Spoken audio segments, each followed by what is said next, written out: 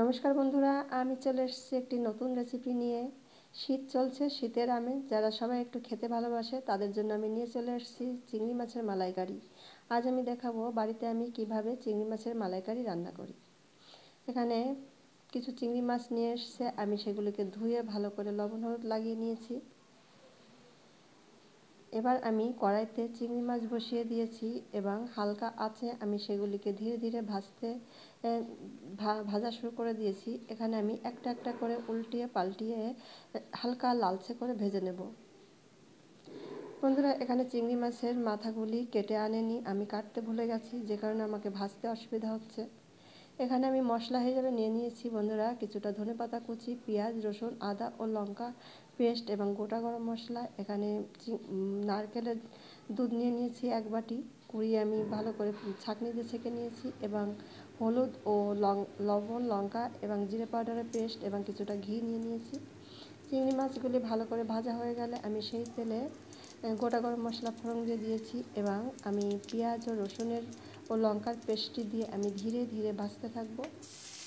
বন্ধুরা, এই রেসিপিটি আমি সম্পূর্ণ নিভু আঁচে বানাবো, আর এখানে আমি খুবই কম মশলা ব্যবহার করেছি। বন্ধুরা, আপনারা অবশ্যই আপনাদের পরিমাণ এবং সুবিধা মতো ব্যবহার করবেন। এই রান্নাটি সম্পূর্ণ আমি গামাখা করব, গ্রেভিটা একদমই গাঢ় করব। যেহেতু এই রান্নাটি পুরো পরে গিয়ে রিচ হবে, সে কারণে আমি চেষ্টা করেছি চিংড়ি মাছের মালাইকারিতে একটু গ্রেভিটা কম করার। আপনাদের মতো সুবিধা অনুযায়ী রান্না করবেন, যে যেমন খেতে ভালোবাসে সেভাবেই রান্না করবেন।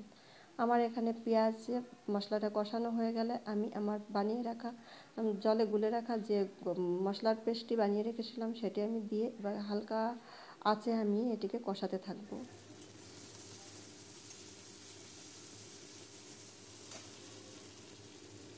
বন্ধুরা, কষিয়ে নেওয়ার পর এবার ভেজে রাখা চিংড়ি মাছগুলিকে আমি দিয়ে ধীরে ধীরে আমি রান্না করতে থাকবো 1-2 মিনিটের মতো। পুরো মশলাটি আমি পুরো চিংড়ি মাছের গায়ে লাগিয়ে দেব এবং আমার বানিয়ে রাখা নারকেলের দুধটি আমি এখানে দিয়ে দেব। এখানে আমি জলের ব্যবহার করিনি, সামান্য একটু বাটিতে ধোয়া যে জলটুকু আমি বেরিয়েছিল সেই জলটুকুই দিয়েছি। বন্ধুরা, আমি এখানে একদমই গ্রেভিটি ঘন বানাবো, যে কারণে আমি আর কোনো জল দেবো না। যেহেতু আমি এখানে জলের ব্যবহার করিনি, তাই আমি মাছটি যাতে ভালো করে সেদ্ধ হয়ে যায় সেই জন্য একদম নিভু আছে বানাবো। এই চিংড়ি মাছের মালাইকারিটি বানাতে আমাকে অনেকটা সময় লাগবে। যতটা আমি সময় পাবো ততটাই আমি ধীরে ধীরে ঢেকে ঢেকে দিয়ে রান্না করব। আমার মালাইকারি চলছে রান্না, বেশ মাঝে মাঝে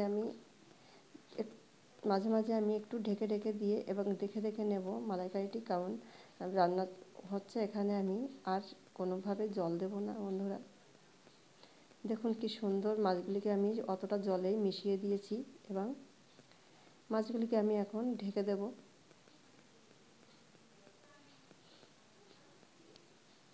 বন্ধুরা, এই রান্নাটি শীতকালে মাঝে মাঝে রান্না খেতে খুবই ভালো লাগে, যদিও একটু ব্যয়বহুল্য, তবুও 1-2বার খাওয়াই যায়।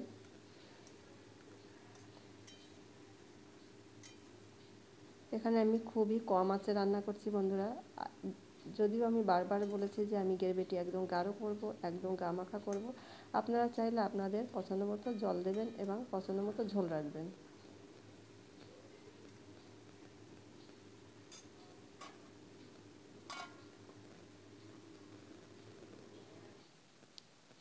রান্নাটি প্রায় হয়ে এসছে, তবু অনেকটা ঝোল রয়ে গেছে, আমি আরেকটু শুকিয়ে নেব। এই রান্নাটিতে বন্ধুরা অবশ্যই ঘি এবং চিনি ব্যবহার করতে হবে। ঘি এবং চিনি দেওয়ার পর রান্নাটি খুবই সুস্বাদু হয়।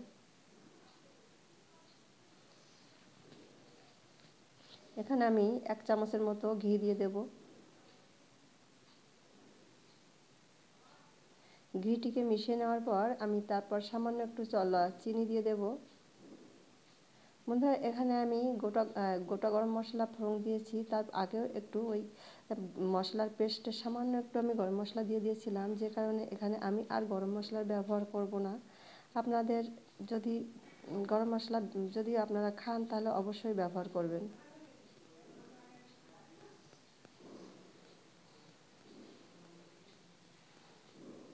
আমার রান্না হয়ে এসছে, আমি ধনেপাতা দিয়ে দিয়েছি এবং চিনি দিয়ে দিয়েছি।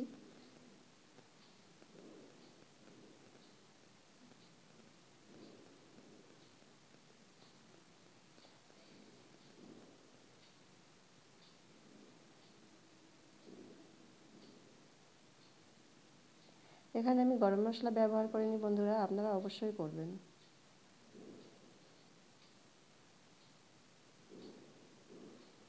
বেশ গ্রেভিটা একদম গাঢ় হয়ে এসছে। এই রান্নাটি খুবই রিচ হয়, যে কারণে আমি গা মাখা করেছি। আপনারা অবশ্যই আপনাদের সুবিধা অনুযায়ী রান্না করবেন বন্ধুরা। আমার এই রেসিপিটি আপনাদের কেমন লেগেছে অবশ্যই কমেন্ট করে বলবেন। আর যদি আমার এই রেসিপি ভালো লেগে থাকে অবশ্যই লাইক এবং শেয়ার করবেন। Thank you.